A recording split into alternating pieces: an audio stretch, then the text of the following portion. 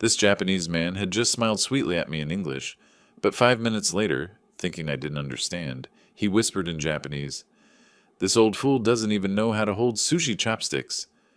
He didn't know that I had lived in Kyoto for 2 years and knew Japanese better than he did. The fact that I answered him in the same language made my daughter's fiancé turn pale and fall silent forever. Before we continue, please subscribe to the channel and write in the comments what time it is where you are now. Kenji's eyes moved across my dining room like a realtor doing a mental appraisal, and that's when I first felt it, something sharp and wrong beneath his charming smile. The expression lasted maybe 2 seconds before his attention returned to my daughter Sarah, his hand finding hers on the table, but I'd caught it. 35 years of teaching undergraduates had trained me to spot dishonesty, and this felt like watching a student fabricate a citation, hoping I wouldn't check. That morning, I'd driven to Japantown and ordered $200 worth of sushi from Kura, the place I'd been going to since the 90s. I'd wiped down the mahogany table, set out my mother's bone china, arranged the serving platters just so. Sarah had called me 3 days earlier, her voice bright with something I hadn't heard in years. "Dad, I'm bringing someone really important. I think you'll love him." She was 32. After her last relationship ended badly 2 years ago, I'd watched her retreat into work, into safe routines. This new lightness in her voice had made me order extra hamachi. Now Kenji sat across from me, his posture perfect, his navy blazer expensive but not ostentatious. He'd arrived with a bottle of sake that probably cost more than my electric bill, presented it with both hands, thanked me for the invitation with exactly the right blend of respect and warmth. Sarah practically glowed beside him, her fingers wrapped around his arm like she'd found something solid after years of swimming. "Mr. Thompson," Kenji said, setting down his chopsticks. Awkwardly, I noticed, holding them like someone who'd learned from YouTube videos rather than family dinners. "Sarah tells me you taught Japanese literature at Berkeley for over 3 decades. That must have been fascinating work." It had its moments. I poured sake into his cup, following the traditional protocol, watching to see if he'd know to return the gesture. He did, but his execution was slightly off, the angle wrong. "Your English is excellent. How long have you been in the States?" "About 8 years now." His smile widened.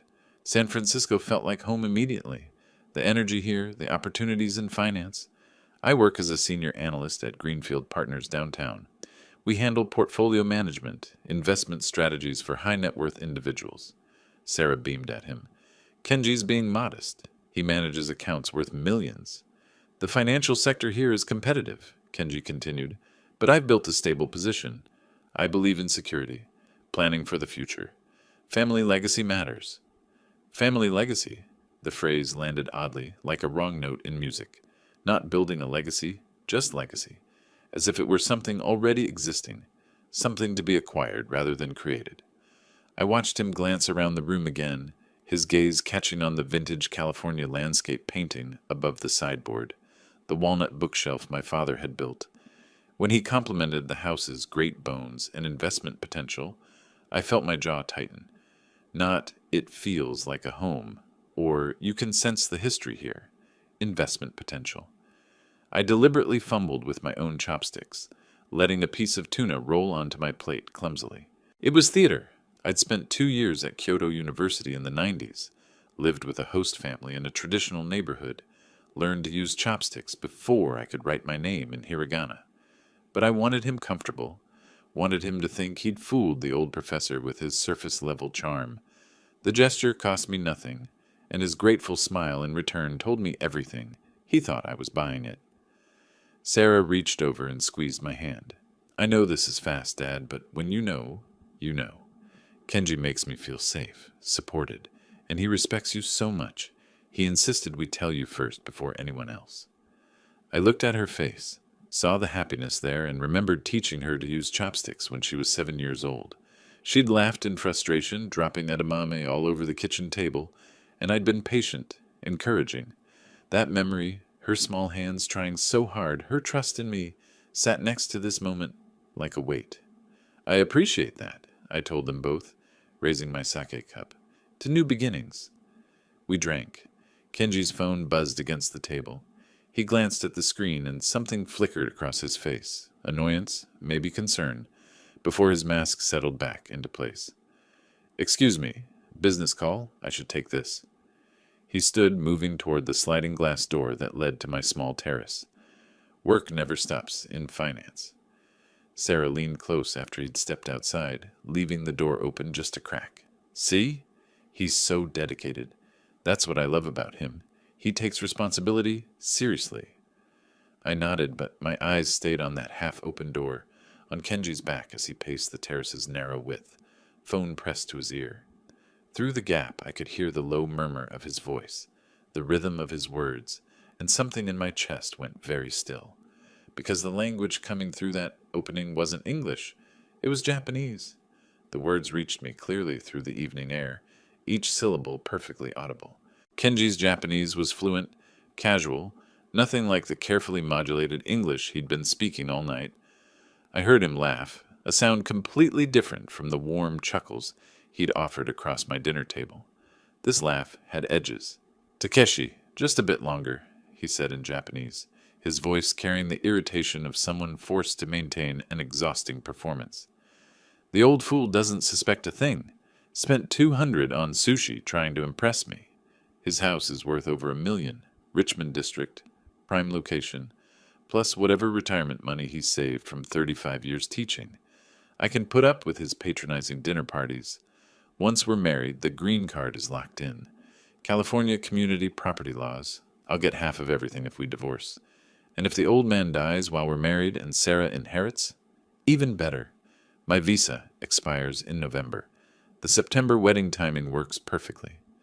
I stopped breathing. My wine glass hung suspended halfway to my lips, and I carefully, very carefully, set it back down without making a sound.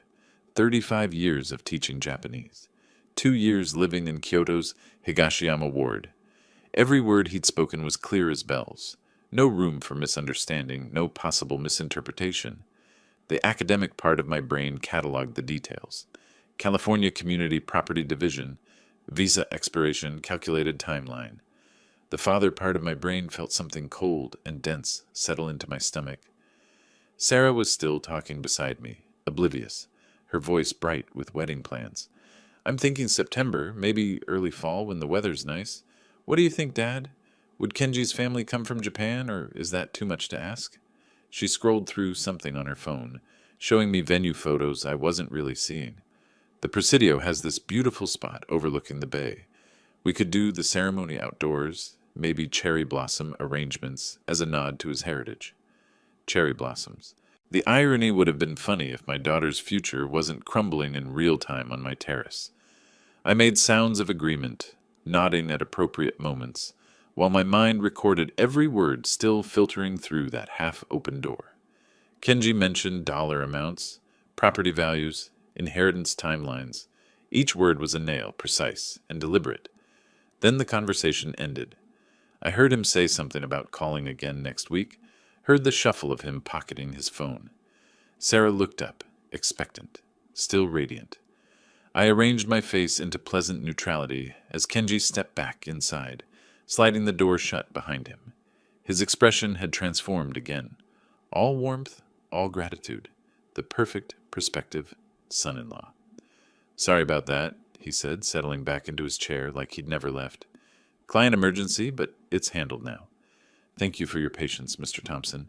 And thank you for this evening, for welcoming me into your home.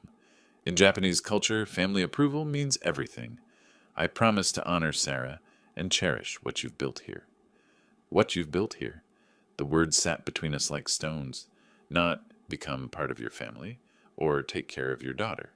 What you've built, as if my house, my life, my savings were assets in a ledger he'd already totaled. I smiled at him. Then in Japanese, I said clearly, "Kotoshi no sakura wa kirei desu ne." This year's cherry blossoms are beautiful. The phrase was innocuous, simple, seasonal small talk any Japanese speaker might offer. But I delivered it in flawless, Kansai-accented Japanese. The pitch patterns of someone who'd studied at Kyoto University, who'd lived in traditional neighborhoods, who'd spent years parsing classical poetry and modern literature in the original language. For a single heartbeat, Kenji's face went blank. Pure shock flickered through his eyes, Comprehension, then fear, then frantic calculation, before his smile reconstructed itself. Yes, he answered in English, his voice slightly higher than before. Spring is lovely. Sarah glanced between us, puzzled. You speak Japanese, Dad. You never told me that.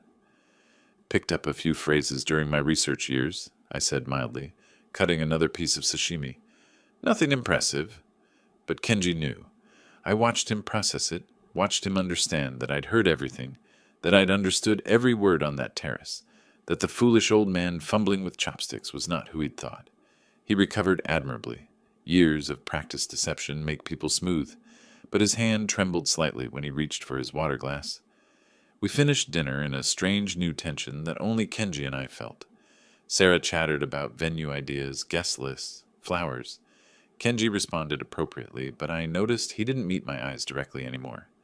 When they finally left around 9, Sarah driving him back to his apartment in Oakland, she hugged me at the door. Thank you for being so welcoming, Dad. I knew you'd like him. I watched her taillights disappear down the street. Then I walked back inside and stood in my kitchen, staring at the sake bottle Kenji had brought. Premium brand, I recognized the label. $120 retail. Investment, not gift. Everything was calculation. I left it unopened on the counter and walked to my study. Tomorrow morning I would begin. Not with confrontation, that would only push Sarah into defensive loyalty, make her choose between her father and her fiancé, and she'd choose him because that's what love does.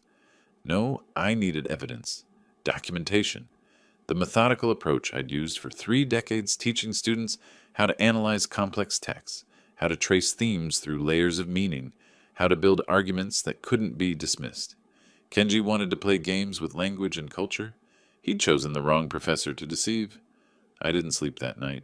I lay in bed replaying every syllable Kenji had spoken on my terrace, his voice casual and contemptuous. The old fool, his house worth over $1 million, California community property laws. Each phrase had been delivered with the precision of someone who'd researched angles, calculated outcomes, planned an acquisition disguised as romance. By 4 in the morning, I'd stopped trying to sleep. I went to my study and opened a new folder on my desktop, labeled it Research Property Law. Innocuous enough if Sarah dropped by unexpectedly. Inside that folder, I began documenting everything with the same methodology I'd taught graduate students for 3 decades. Dates, direct quotes, sources. Kenji's exact words in Japanese followed by English translation. The visa expiration he'd mentioned, November 2025. The September wedding timeline. I treated it like scholarly analysis because that's what it was. Evidence gathering for a conclusion I needed to prove beyond reasonable doubt. Over the next 3 days, I started with what anyone could find. LinkedIn showed Kenji worked at Meridian Financial Partners, a mid-tier firm downtown, not the prestigious operation he'd implied over dinner. His profile listed 3 years there, no advanced degrees, maybe a dozen connections. I cross-referenced salary data for senior analysts in San Francisco, probably $85,000 to $95,000. Comfortable, but Sarah made more as a product manager. She'd mentioned her salary once, proud of reaching 6 figures at 32, $145,000. The financial calculus shifted in my mind. He wasn't bringing stability to her life. She was the prize he'd targeted. I researched H-1B visas next, using the public library's database access. My retired faculty status still granted me entry to academic resources, and I spent hours reading immigration law summaries. H-1B required employer sponsorship. Valid 6 years maximum, with possible extensions if green card application was pending. Marriage to a U.S. citizen provided the fastest path to permanent residency. File for adjustment of status immediately after marriage. Green card typically approved within a year. The timeline made brutal sense now. September wedding gave Kenji 2 months cushion before his November visa expiration. Enough time to file paperwork, establish legal marriage, secure his status before his work authorization collapsed. On the 4th day, I drove to Japantown, ordered takeout from Kura, where Hiroshi Tanaka, the owner, had known me since my Berkeley teaching days in the 90s. We'd had countless conversations about Japanese literature, cultural preservation, the changing neighborhood. Walter-san, he greeted me, wiping down the counter. Your usual? Actually, I wanted to ask you something. I kept my tone light, conversational. My daughter Sarah is engaged to a young man from Japan, Kenji Yamamoto, works in finance downtown.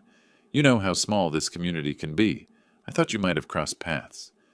Hiroshi's expression shifted slightly, something careful entering his eyes. He glanced toward the back of the restaurant, then back to me. Yamamoto-san, yes, I've seen someone by that name. Late evenings sometimes. The pause stretched. I waited.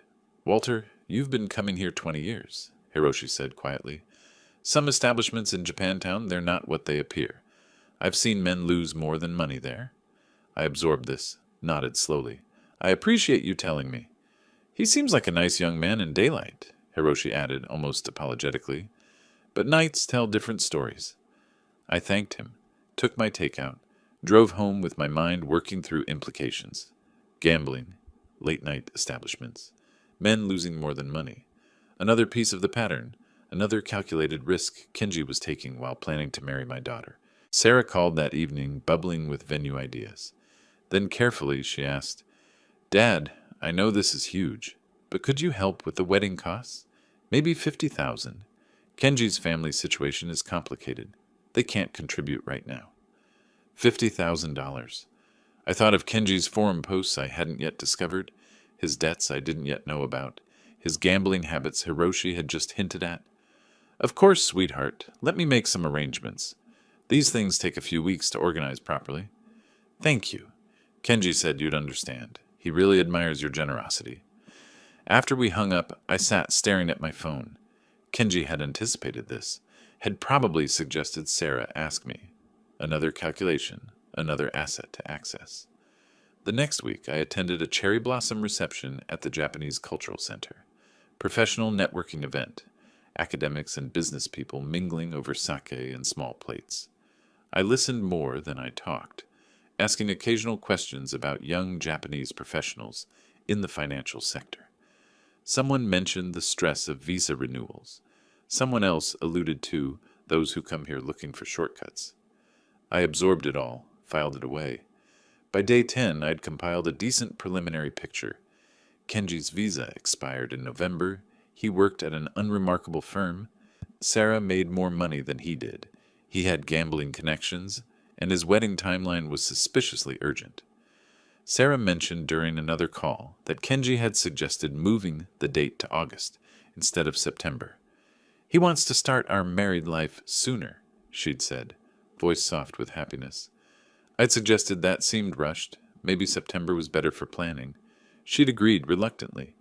But what I had was circumstantial, suspicions and timeline analysis and vague warnings from restaurant owners.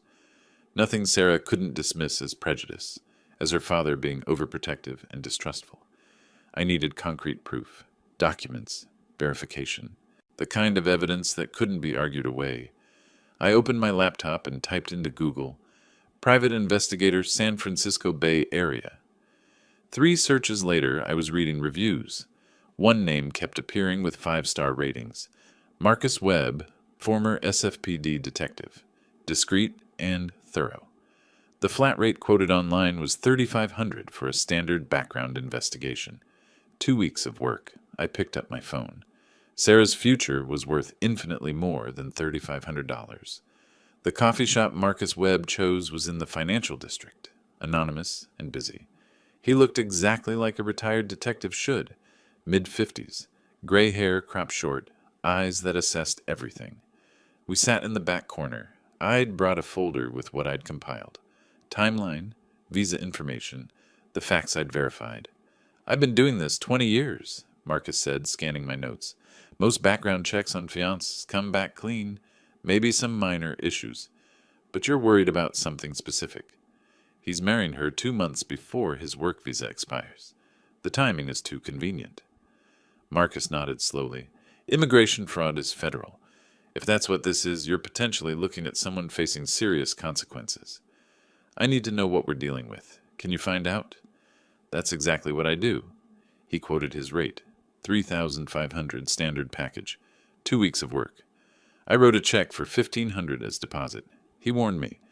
Sometimes clients don't like what we find. Are you prepared for that? I'd rather know the ugly truth than believe a beautiful lie.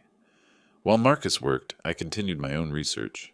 At the library, I accessed PACER, the federal court database, and California civil court records. Searched Kenji Yamamoto plus San Francisco plus civil cases. Found 2 small claims judgments, $4,200 to a credit card company in June 2023, $3,800 to a personal loan company that September, both unpaid. I photographed the records with my phone, added them to my evidence folder at home. The dates mattered. The judgments predated Sarah. Kenji's financial crisis had existed before he targeted my daughter.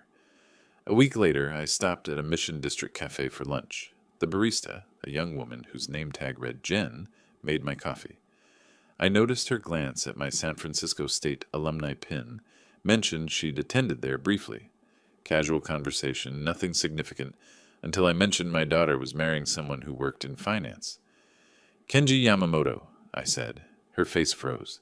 The smile vanished. After a long moment, she said carefully, I knew a Kenji Yamamoto. If it's the same person, be careful. She went on break 10 minutes later. I waited, and when she returned, she told me her story. Jennifer Chang. She introduced herself formally this time. She'd dated Kenji for 8 months in 2023.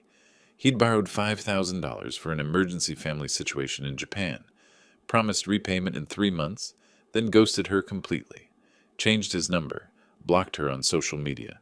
She'd tried small claims court, won a judgment, but he had no assets to collect against. He told me his mother needed surgery, Jennifer said, bitter laugh in her voice. Insurance wouldn't cover it. I had that money saved for grad school. He promised. She looked at me directly. He was so charming, so convincing, until he got what he wanted. You weren't stupid, I told her. You were kind. He exploited that. If he's marrying your daughter, maybe warn her. He's really good at making people believe him. I thanked her, bought her lunch, left thinking about patterns.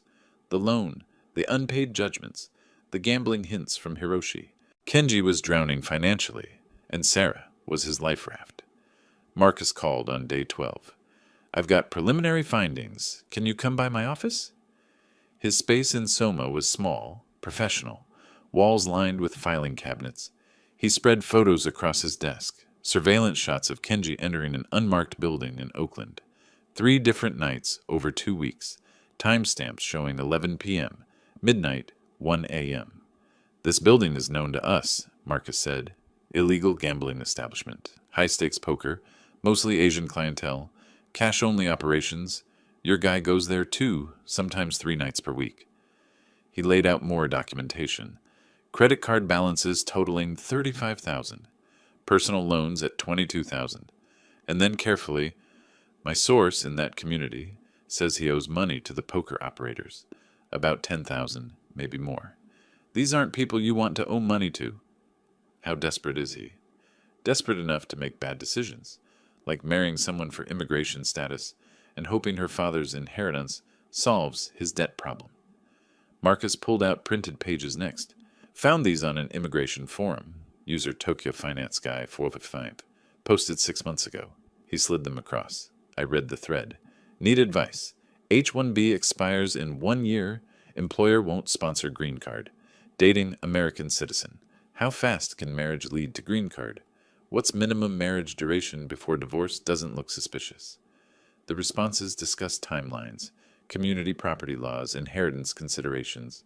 Kenji's reply, got it. So marriage plus patience equals permanent status, plus financial stability. The calculation was explicit, written down, public, traceable through IP addresses, Marcus had confirmed, matched Kenji's apartment.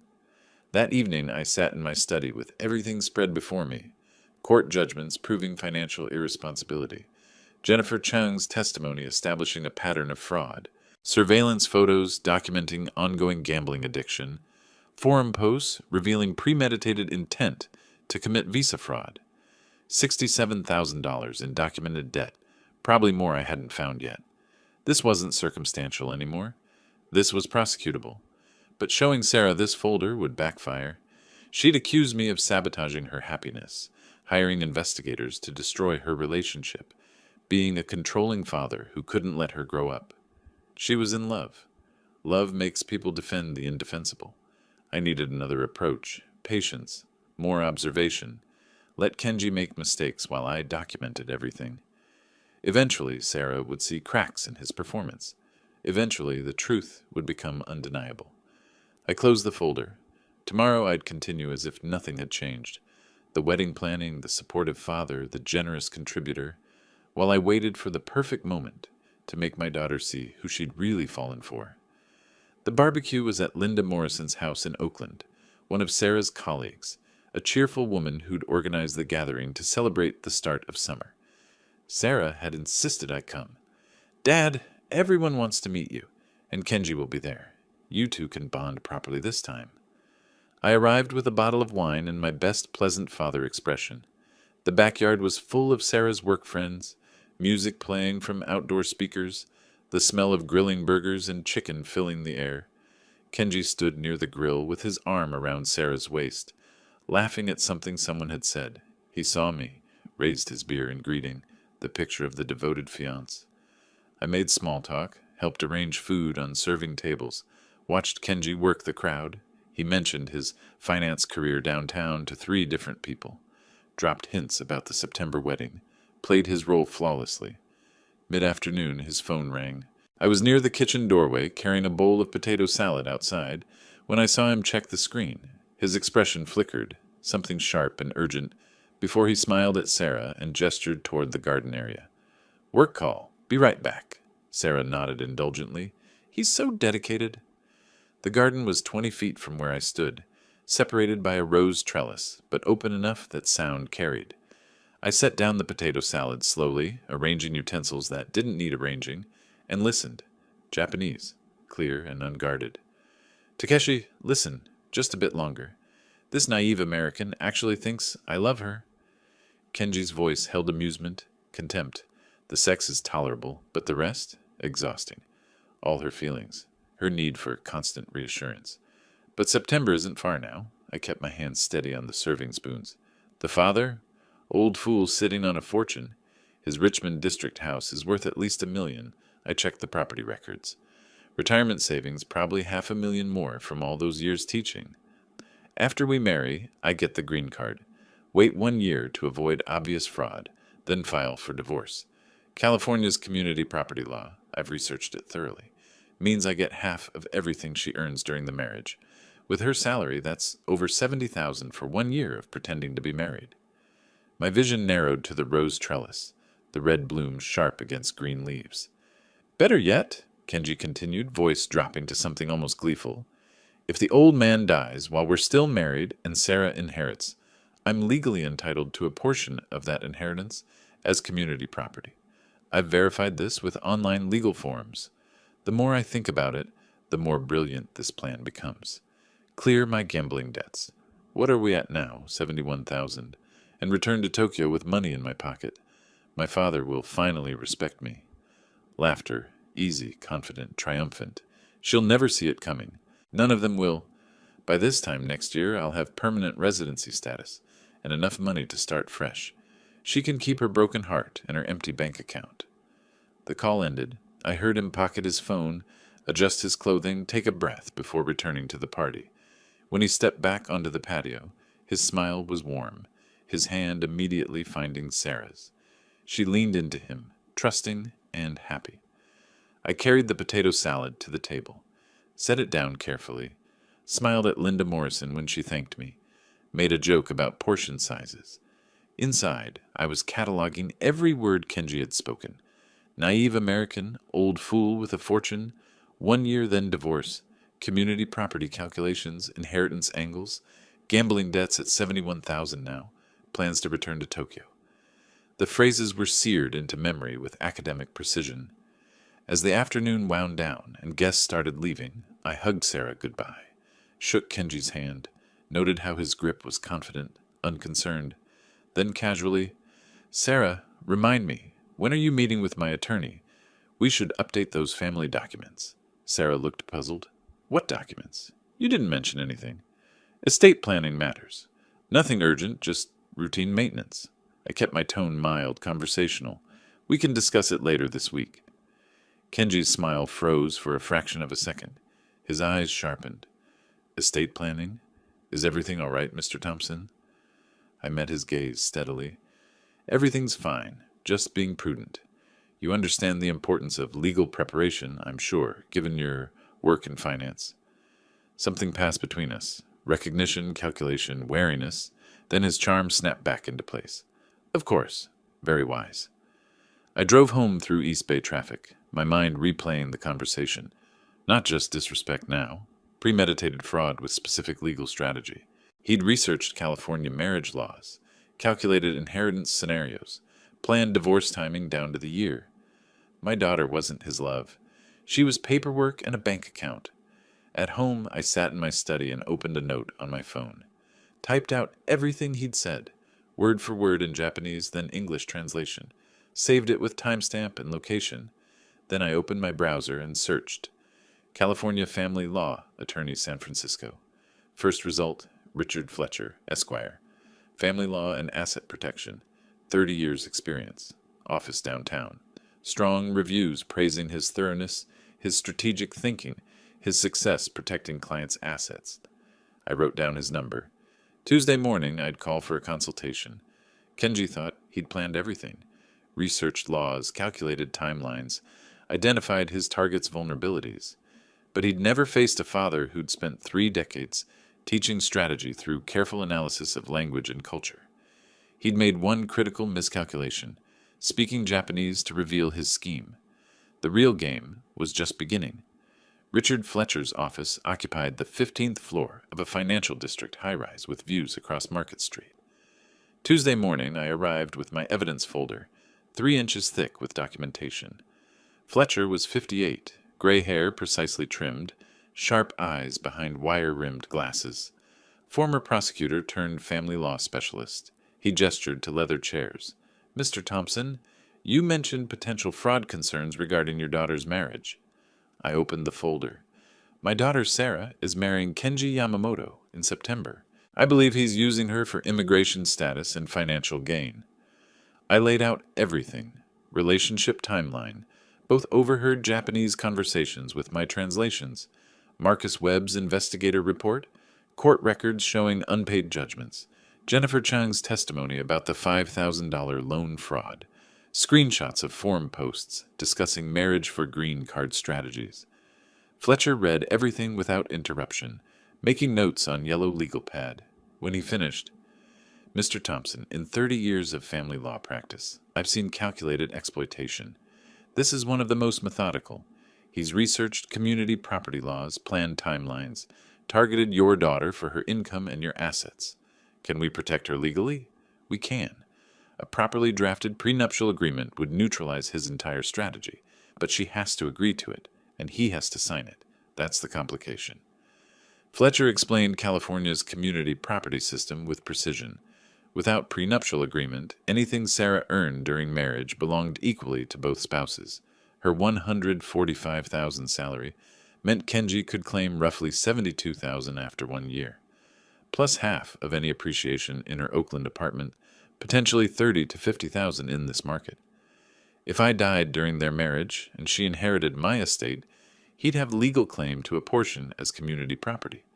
So his plan is legally viable. Completely. That's what makes this dangerous. The prenuptial agreement is your defensive line.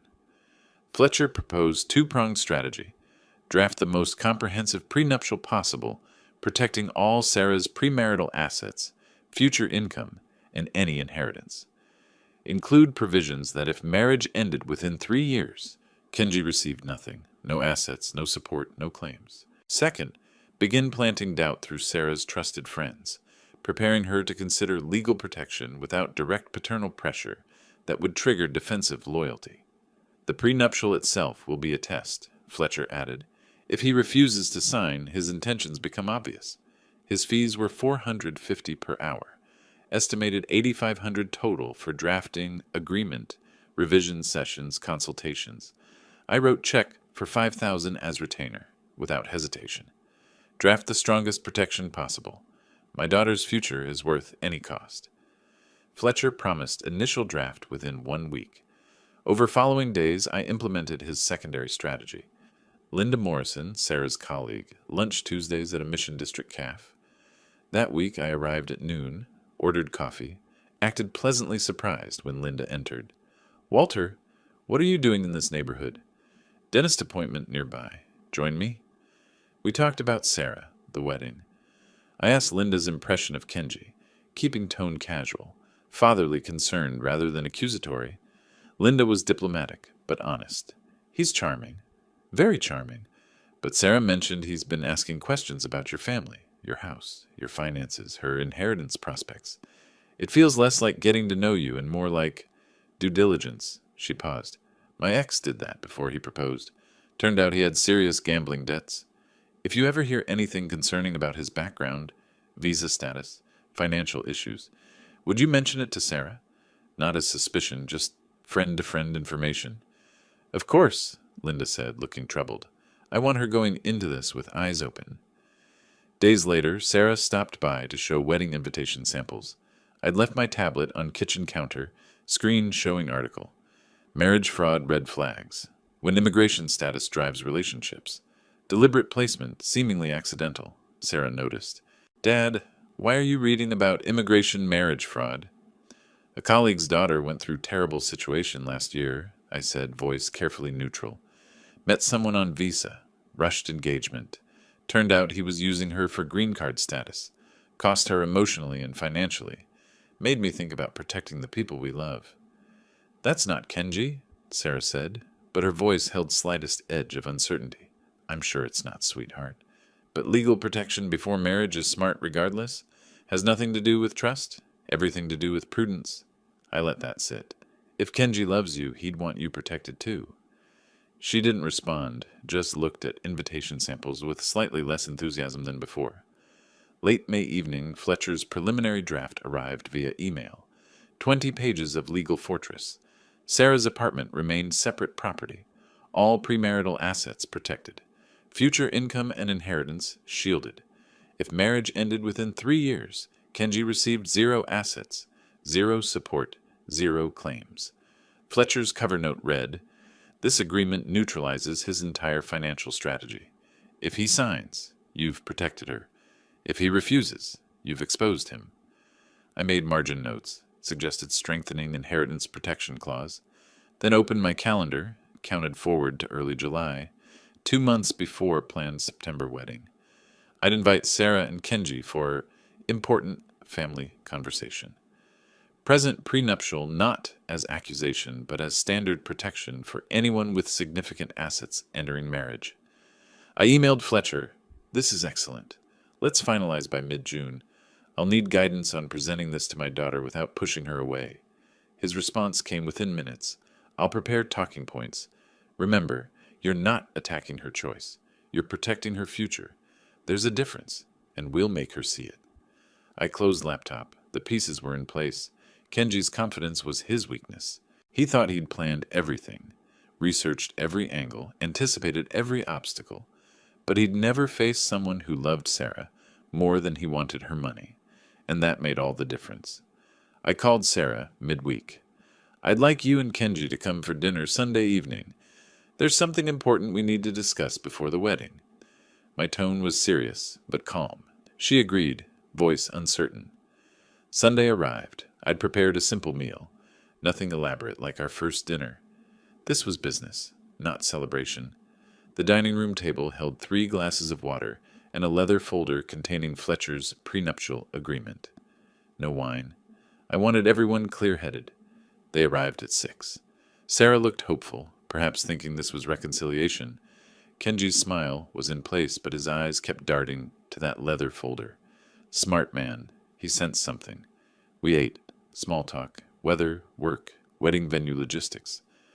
When dishes were cleared, I placed the folder on the table and opened it. Sarah, Kenji, I've consulted with a family law attorney. Before any marriage involving significant assets, it's standard practice to have legal protection in place. I turned the document so Sarah could see it. I've had a prenuptial agreement prepared. Sarah's face went through several expressions. Confusion, shock, hurt. Dad? What? A prenup? This protects your assets, sweetheart. Your Oakland apartment, your savings, your future income, any inheritance from me. These remain yours regardless of what happens in the marriage. Kenji's charming mask cracked. His jaw tightened. Mr. Thompson, this feels extreme. Sarah and I love each other. We're building a life together. Prenuptial agreements are for people who don't trust each other. They're for people who are prudent. I kept my voice even, professorial. Sarah's income exceeds $145,000 annually. She owns property. Without protection, California community property law means anyone she marries has claimed half of everything earned during the marriage. That's not about trust. That's legal reality. You're treating our marriage like a business transaction, Kenji said, edge creeping into his voice. I'm treating it like what it legally is, a contract with significant financial implications. Kenji stood, chair scraping back. This is insulting. You're implying I'm marrying Sarah for money. That's discriminatory. You wouldn't require this from an American fiancé. I remained seated, watching his white-knuckled grip on the table edge. I would ask this of anyone marrying my daughter, regardless of nationality. I paused deliberately. But since you mentioned it, your H-1B visa expires in November, doesn't it? 4 months after your planned September wedding. His face paled. What does that have to do with anything? Just noting that the timing is convenient. Marriage to a U.S. citizen allows adjustment of status. That's public information. Sarah looked between us, wounded and confused. Dad, are you suggesting... I spoke gently to her. I'm suggesting that before any major commitment, we ensure everyone's intentions are clear and everyone's protected.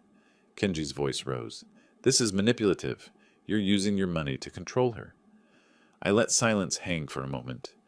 Then in Japanese, Kenji-san, watashi wa Nihon, no bunka o sonke shiteimasu. Kazoku no zaisan o mamoru koto wa, dono bunka demo taisetsu desu ne. His face went blank. The reminder that I understood Japanese, that I wasn't the ignorant old fool from his phone conversations, hit him like cold water. I switched back to English.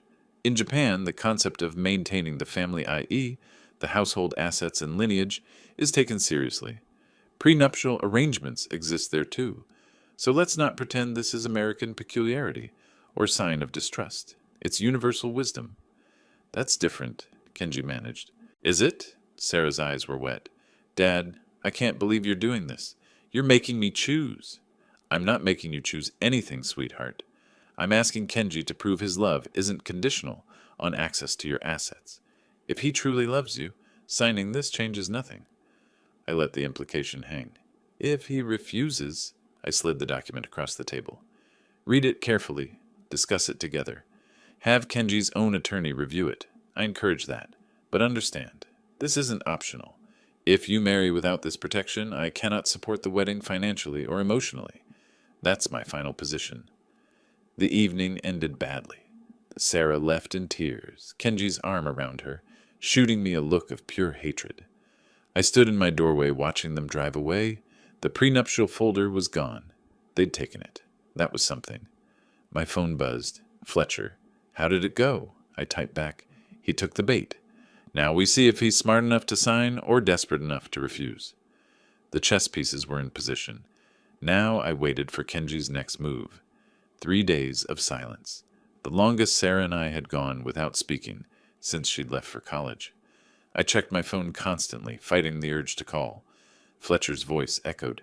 Patience, patience. Day 4, she finally called. Her voice was strained, distant. Dad, we've discussed the prenup. Kenji won't sign it. I waited. He says it's racist, that you're treating him this way because he's Japanese, because he's an immigrant. He feels insulted and disrespected. I heard Kenji's words coming through Sarah's mouth, his talking points, his framing.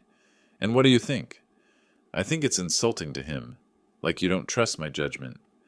I trust your judgment about character. I don't trust that everyone shows their true character up front. The prenup isn't about Kenji personally. It's about protecting you legally. But he says you wouldn't require this from an American fiancé? Sarah, would you sign a prenup if you were marrying someone with significantly more assets than you? To protect both parties? She hesitated. I guess that would make sense. Then why doesn't it make sense when you're the one with assets to protect? She had no answer for that. Later that evening, she called again. Kenji thinks we should postpone the wedding. He says he can't marry into a family that doesn't respect him. I noted the tactical error immediately. Postpone until when? He didn't say exactly, just until things are better between you two. Sarah, your wedding is planned for September. His work visa expires in November. If you postpone past September, what happens to his immigration status? That has nothing to do with it, she said defensively. He just wants to start our marriage on positive terms. I'm sure that's what he said. But think about the timing. She hung up frustrated, but I heard the doubt creeping in. 2 days later, I called Linda Morrison, explained without revealing my full investigation that I was concerned about Kenji's financial situation and visa status. Linda agreed to share what she'd heard at work, naturally as a friend. That afternoon, Linda encountered Sarah at their usual lunch cafe. Later, Linda texted me a summary of the conversation. She'd mentioned casually that she'd overheard people at Meridian Financial talking, something about visa issues and gambling debts. Nothing specific, just enough to plant seeds. Sarah called me that evening, voice tight. Dad, have you been spreading rumors about Kenji? I haven't said anything to anyone about Kenji. Linda mentioned hearing things about gambling debts, about visa problems. I can't control what people say at his workplace, Sarah, but if multiple people are talking about the same concerns, maybe that's worth considering. She was silent for a long moment. Then, Kenji wants me to take a break from talking to you until after the wedding. He says the constant communication is keeping the tension alive. I let that sit. He wants you to stop talking to your father for 2 months? Not stop, just reduce. Give things space. Sarah, do you want to reduce contact with me? Her voice was small. No, but I don't want conflict either. Sweetheart, any partner who asks you to distance yourself from family who love you isn't thinking of your well-being. They're thinking of their control. He's not trying to control me, she said, but she was wavering. That night, Marcus Webb called with his surveillance update. Kenji's gambling had escalated dramatically. 5 visits to the Oakland Poker Club in the past week, up from his usual 2 or 3. Longer sessions, larger bets, visible agitation. Marcus's source reported Kenji's debt had climbed to $75,000, up $8,000 in 10 days. Whatever pressure he's under, Marcus said, it's making him reckless. He's trying to gamble his way out, only digging deeper. I recognized the pattern. Kenji needed this marriage more desperately than ever. That made him more dangerous, and more likely to make mistakes. I texted Sarah that night, I love you. I'm here when you're ready to talk. No judgment. No mention of Kenji. No mention of the prenup. Just unconditional support. 3 days later, my phone rang. Sarah, Dad, can we talk? Not about Kenji, about... I don't know. I just need to talk.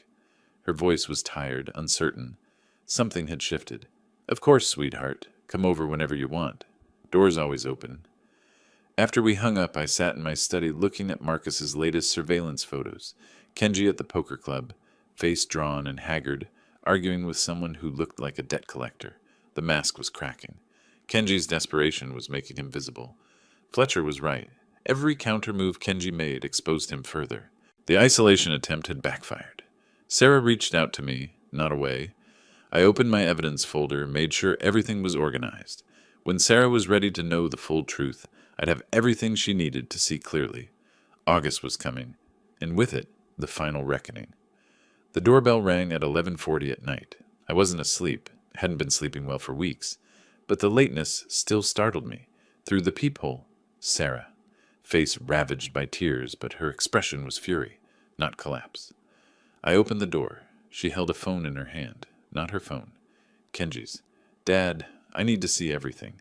Everything you know about him. No preamble. No defense of Kenji. She'd arrived at the truth on her own terms. I brought her inside, made tea while she sat at the kitchen table staring at the phone screen. When I set the cup before her, she finally spoke. He left his phone when he rushed out earlier. My phone died. I needed to check work email. I used his. Her voice was flat, mechanical. A message came in, Japanese, from someone named Takeshi. I used Google Translate. She turned the phone toward me. The translated message read, Keep playing nice with the stupid American woman. Just a few more weeks until the wedding. I scrolled up, Sarah continued. Found months of conversations. He called me gullible, naive. discussed green card timelines, mentioned waiting for you to die so he could claim inheritance through me. I sat down across from her. I know. Her eyes met mine. You heard him. That first dinner, on the terrace. I heard him. I speak Japanese. She absorbed this. Then, show me everything. I want to know exactly who I almost married. I went to my study and returned with the evidence folder I'd maintained for 4 months, laid it out systematically. Marcus Webb's surveillance photos of Kenji at poker clubs, debt documentation showing $75,000 owed, court records of unpaid judgments, Jennifer Chang's written statement about the $5,000 loan fraud, visa expiration data, printouts of online forum posts asking how quickly marriage leads to green card, transcripts of both overheard Japanese conversations. Sarah read every page, asked questions about dates and sources, cross-referenced Kenji's lies with documented facts. By 3 a.m, she was exhausted but clear-eyed. He was going to marry me, wait exactly 1 year so it wouldn't look suspicious, then divorce me and take half of everything under community property law, plus whatever I inherited from you if... She couldn't finish. If I died during that year, I said gently. Yes, that was his plan. Her tears were anger now. Tomorrow we confront him. I want him to see that I know. The next morning, Sarah texted Kenji, "Come to my dad's house at 10 a.m. We need to talk about the wedding." He arrived cautiously hopeful, thinking perhaps she'd convinced me to back down on the prenup. He walked into my dining room and found Sarah, me, and Richard Fletcher sitting with the evidence folder open between us. His face went from hopeful to wary to trapped in 3 seconds. Sarah spoke first. "I found your phone last night. I read your messages with Takeshi. I know what you called me. I know what you planned." She produced translated screenshots. "Stupid American woman. Marry her, wait a year, divorce, get half under community property law." Kenji tried to laugh. "Sarah, that's just guys talking. Joking around. You don't understand the context." Google Translate was very clear. Her voice was ice. "That's not joking. That's fraud." He pivoted to explanations. Mistranslation, misunderstanding, taken out of context. But as Sarah produced piece after piece, the gambling debts, the court judgments, Jennifer Chang's story, the visa timeline, his defenses crumbled. He turned on me. "You spied on me. You hired investigators. This is entrapment." Fletcher spoke for the first time. "Mr. Yamamoto, everything here was obtained legally. Public records, lawful surveillance, voluntary witness statements. However, what you've done, researching marriage fraud, planning to exploit community property laws using marriage for immigration benefit, constitutes marriage fraud under federal law. Immigration fraud carries penalties including permanent visa denial, criminal charges, and deportation." Kenji's face went white. His final outburst was rage, switching between Japanese and English, shouting accusations of racism, threats of defamation lawsuits, but his fury only confirmed his guilt. I responded in Japanese. "Kenji-san, I gave you every chance to be honest. You chose deception." Then English. "This conversation is over. Please leave." His desperate final plea to Sarah. "Please, I can explain everything." "Get out," she said. "Don't contact me again. The engagement is over." After Kenji stormed out, we sat in silence. Sarah was trembling. Rage, relief, grief mixing together. Fletcher packed his documents. "I'll prepare a cease and desist letter. If he contacts you again, document everything." After Fletcher left, Sarah and I sat in the dining room where this had all begun. "Dad, I'm so sorry I didn't believe you. You tried to protect me and I stopped her. "You loved someone. That's not something to apologize for. I'm just glad we got here before the wedding." She leaned against my shoulder, exhausted. Outside, August sun brightened the garden. The hardest part was done. Now came the accounting. 3 days after the confrontation, Kenji called me from an unfamiliar number. His voice was different, desperation replacing charm. "Mr. Thompson, please. Can we talk? I'll return the ring, all the gifts. Just don't report me to immigration. I'll leave Sarah alone. I just need time to figure out my visa situation." "Kenji, you planned to marry my daughter for immigration status and financial gain. You researched how to maximize theft under community property law. You discussed waiting for me to die so you could claim inheritance. Those aren't misunderstandings. Those are crimes, he tried pleading, then threats of defamation lawsuits. I cut him off. File whatever you want. We have documentation. Your actions have consequences. You wanted to use my daughter as a ticket and a bank account. That doesn't go unpunished. With Sarah's authorization, Fletcher drafted an anonymous report to Kenji's employer. Documentation of $75,000 in gambling debts, involvement with illegal gambling establishments, financial instability, violating company ethics policy. He sent it via anonymous email, with attached public records and surveillance photos. Factual, verifiable, impossible to ignore. 2 weeks later, Kenji was terminated from Meridian Financial Partners. Official reason, ethics policy violation regarding undisclosed financial liabilities. His H-1B visa sponsorship was withdrawn immediately. Under immigration law, he had 60 days to find a new sponsor or leave the country. With his record, no company would touch him. Sarah learned of his firing through office gossip. Linda Morrison heard from contacts at Meridian. Sarah felt no triumph, just exhausted relief. It's really over. Late August, Kenji left for Japan. Couldn't afford to stay, couldn't get new visa sponsor, gambling debts still pressing. Word spread through professional networks about why he left so suddenly. His reputation was damaged. Back in Japan, he faced his debts and the knowledge that his brilliant plan had ended in complete failure. No dramatic final confrontation, just absence. The man who tried to con us was gone. A week after Kenji's departure, Sarah and I had dinner at my house. Peaceful. Normal. Dad, I need to say this properly. Her voice was steady. I'm sorry. You saw through him from that first dinner. I accused you of being controlling, of being prejudiced. You were protecting me, and I made you the villain.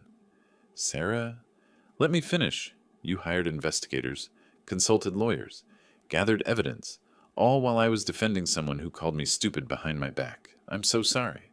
Sweetheart, you were in love, or thought you were. Love makes us vulnerable. That's not weakness. But you were right. I was right about Kenji, but you needed to learn the truth on your own terms.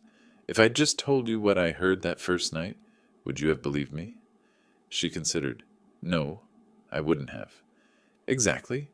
You needed evidence you could verify yourself. I'm just glad we got there before the wedding. She was crying now. Thank you for not giving up on me, even when I pushed you away. That's what parents do. We don't give up. Ever. September arrived. Life settled into healthier rhythm. Sarah joined a support group for people who'd experienced manipulative relationships, learning to recognize red flags, processing what happened, rebuilding trust in her own judgment. We had weekly dinners, more open with each other than before.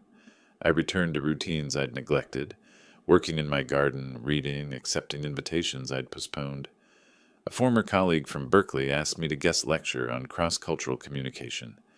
I accepted, found unexpected satisfaction in teaching again, sharing knowledge that had practical value. Mid-September, warm afternoon. Sarah helped me plant autumn mums in the garden. She'd started dating casually again, coffee with someone from Linda's office, no pressure.